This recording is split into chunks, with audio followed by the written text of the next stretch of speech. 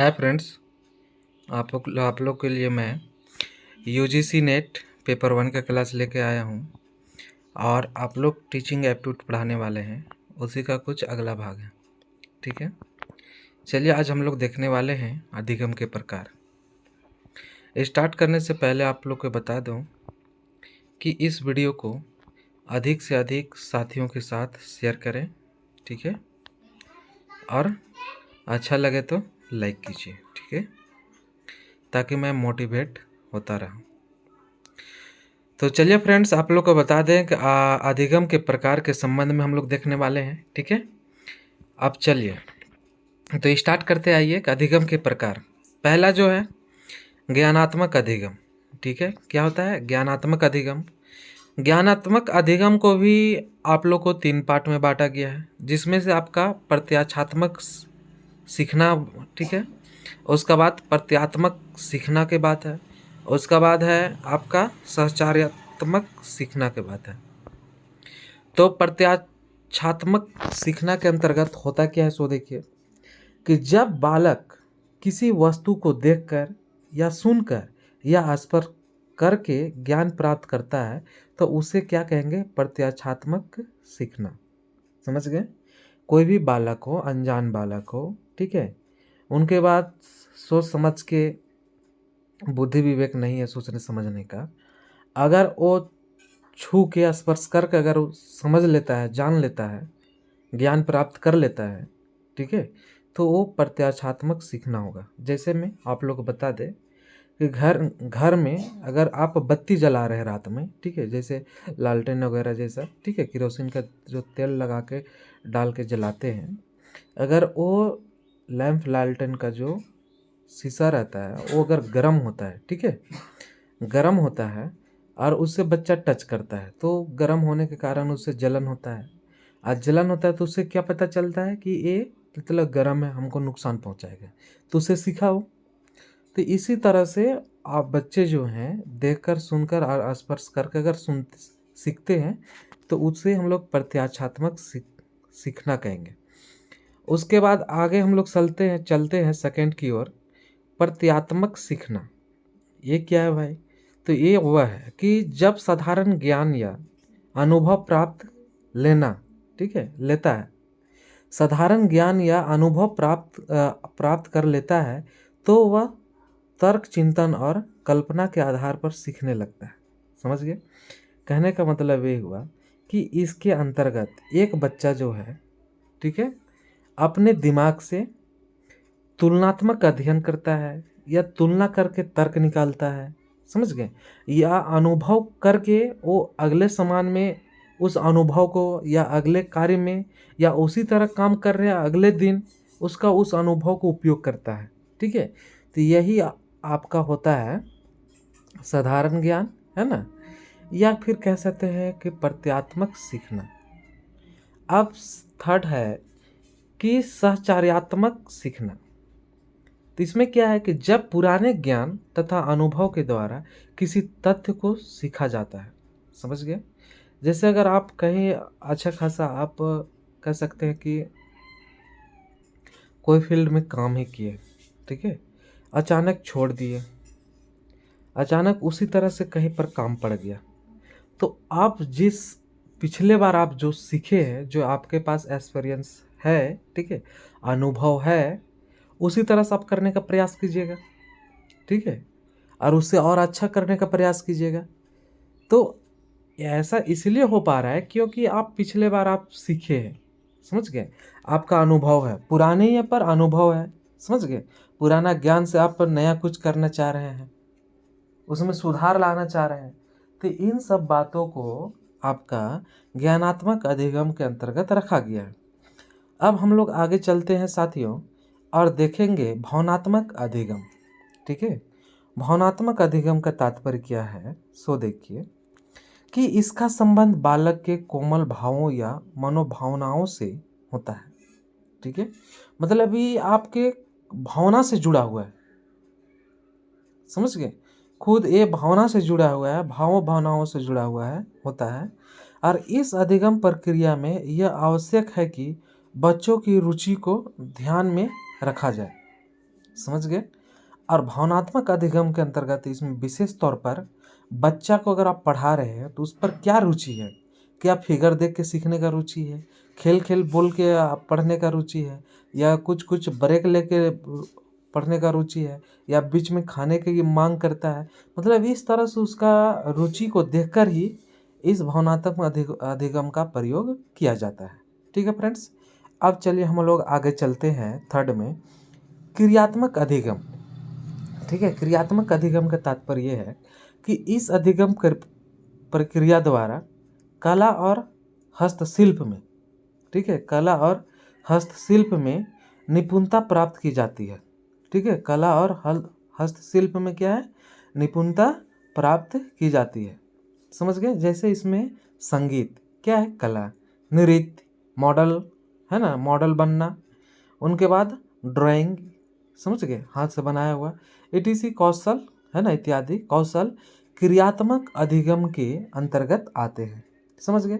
अधिगम के चरण की जब बात आए तो आप लोग बता दें कि तैयारी, उद्देश्य, प्रस्तुतिकरण, ठीक है, अभ्यास, शुद्धिकरण तथा पुनः अभ्यास, इन सभी बातों को ध्यान देना पड़ता है। पियाजे का संज्ञानात्मक विकास।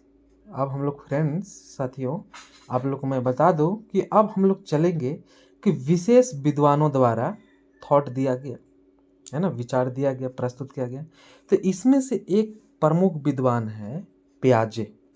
और पियाजे का बता दे कि संज्ञानात्मक विकास है, मतलब पियाजे जो है, पियाजे आपका संज्ञानात्मक विकास का परिभाषा को प्रस्तुत करते हैं। और देखिए पियाजे कब लाते हैं इस सब बात को, तो 1896 से 1980 इसका आपका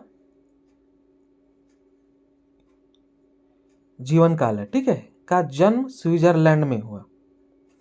तो पियाजे का जन्म कहाँ पर हुआ, स्विट्जरलैंड में हुआ। अतः इसे निर्माणवाद का एक सिद्धांत भी माना जाता है। समझ गए, इसे क्या कहा जाता है, निर्माणवाद का सिद्धांत, एक सिद्धांत भी माना जाता है।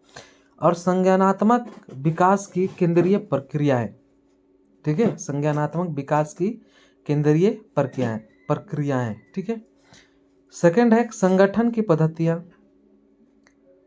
सॉरी फर्स्ट है, ठीक है, और सेकंड है अनुकूलन, और थर्ड है साम्य धारण।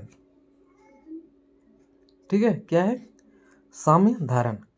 अब आप लोग को बता दें कि संज्ञानात्मक विकास की अवधारणाएं की संज्ञानात्मक विकास की अवस्थाएं की बात करते हैं, तो जिसमें आप लोग को बता दें कि इंद्रियां क्रियात्मक अवस्था में होते हैं।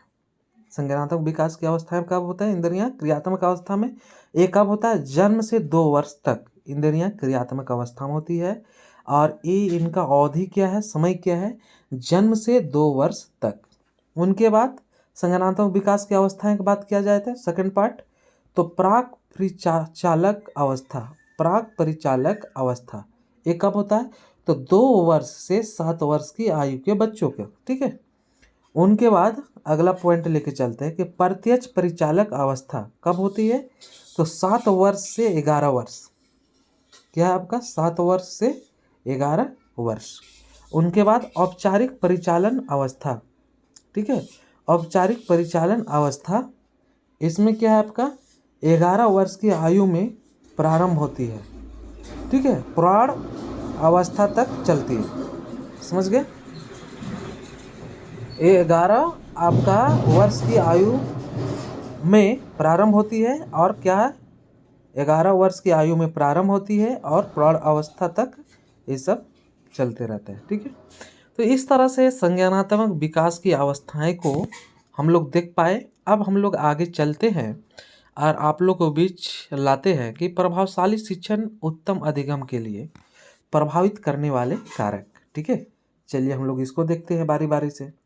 पहला ये है मित्रों कि स्वीय कारक, है ना, स्वीय कारक में क्या है कि पारिवारिक परिस्थितियां, स्वीय कारक में है पारिवारिक परिस्थितियां, जिसके अंतर्गत बात किया जाता है कि घर की आर्थिक स्थिति, माता पिता का अच्छा व्यवहार आदि।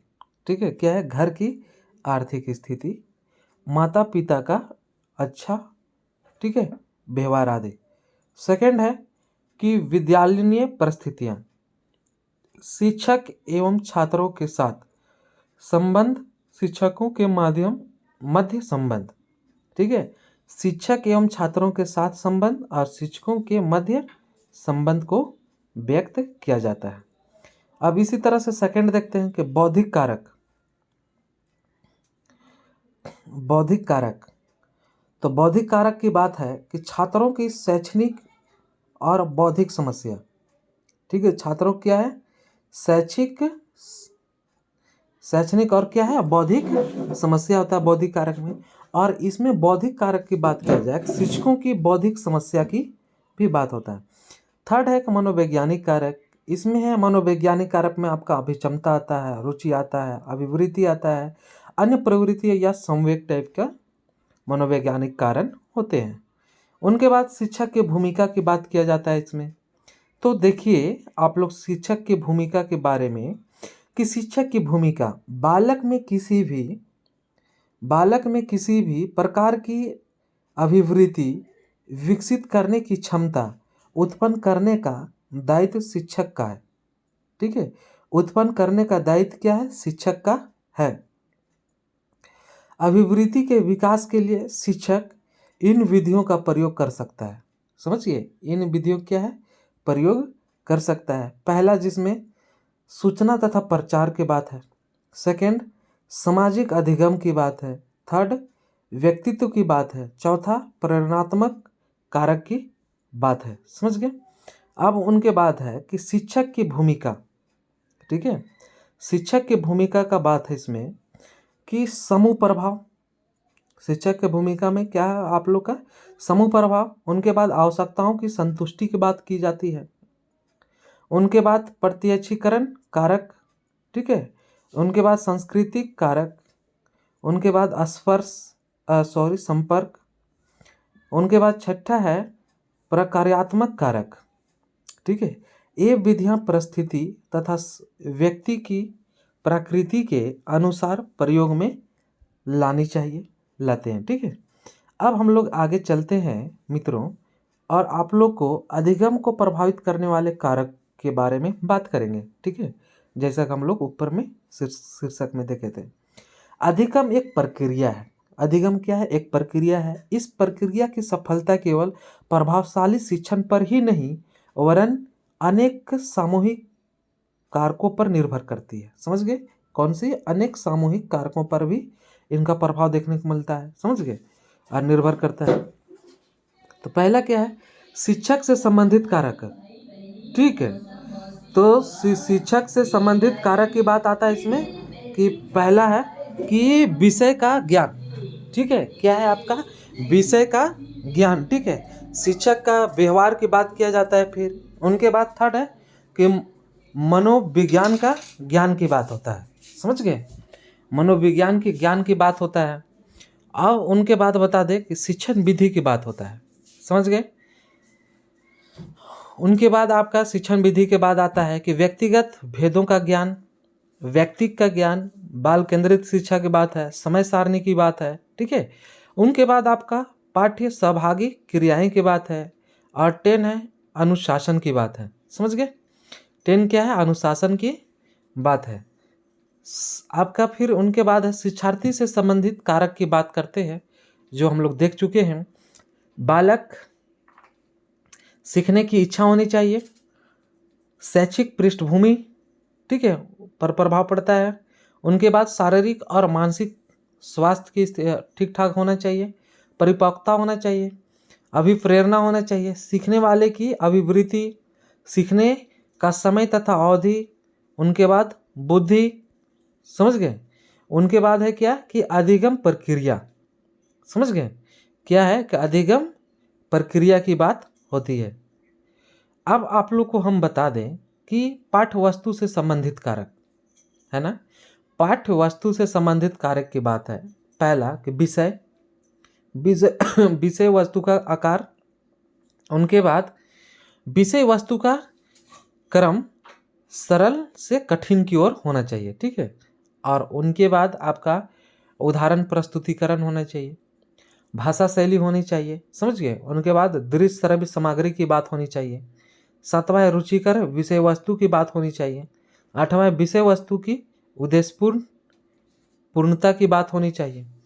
और विभिन्न विषयों का कठिनाई स्तर भी होना चाहिए, ठीक है। विभिन्न विषयों का क्या है, कठिनाई स्तर होनी चाहिए। अधिगम व्यवस्था से संबंधित कारक की बात आप करते हैं हम लोग, ठीक है। और इसमें बता दें कि संपूर्ण बनाम खंड विधि, ठीक है, संपूर्ण बनाम खंड विधि, और इससे विद्यार्थी अपनी स्मरण शक्ति बढ़ा सकता है। उप विषय बनाम सकेंद्रीय विधि, समझ गए। और उनके बाद अगला देखेंगे कि वातावरण से संबंधित कारक की बात करेंगे, ठीक है। और इसमें आप लोग बता दें कि वातावरण से संबंधित कारक की बात करें तो परिवार का वातावरण, कक्षा का भौतिक वातावरण, मनोवैज्ञानिक वातावरण, सामाजिक एवं सांस्कृतिक वातावरण, उसके बाद संपूर्ण परिस्थिति की बात होता है। और इस तरह से हम लोग, ठीक है, वातावरण का कारक देखें, ठीक है, आपका अधिगम की कारक देखें, पाठ्यवस्तु के कारक देखें, शिक्षार्थी से संबंधित कारक देखें, शिक्षक से संबंधित कारक देखें, ठीक है, और शिक्षक की भूमिका देखें। इसमें मुख्य रूप से आपका प्रभावशाली शिक्षण, उत्तम शिक्षण के लिए प्रभावित करने वाले कारक जो हैं, ठीक है, उनके साथ ही साथ आप लोग बता दें कि आपका प्याजे द्वारा जो दिया गया था विद्वान द्वारा, ठीक है, प्याजे विद्वान द्वारा संज्ञात्मक विकास का थॉट, उनको ध्यान में देना है, ठीक है।